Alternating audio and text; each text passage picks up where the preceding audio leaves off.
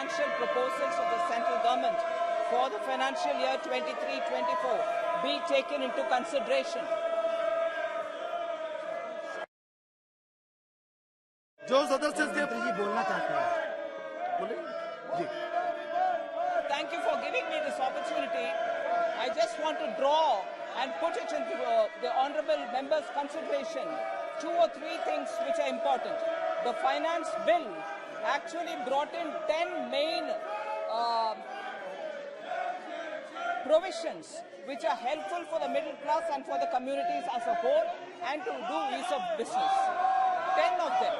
But the 11th one, which 11 new ones are being brought in now after the stakeholder consultations, which has helped to improve that the finance bill represents better our society.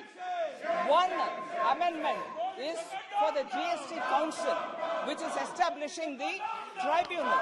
So I want to make sure that is all recorded for the House. But more importantly, 2 things which I want to draw the honourable members' attention is representations have been received that the national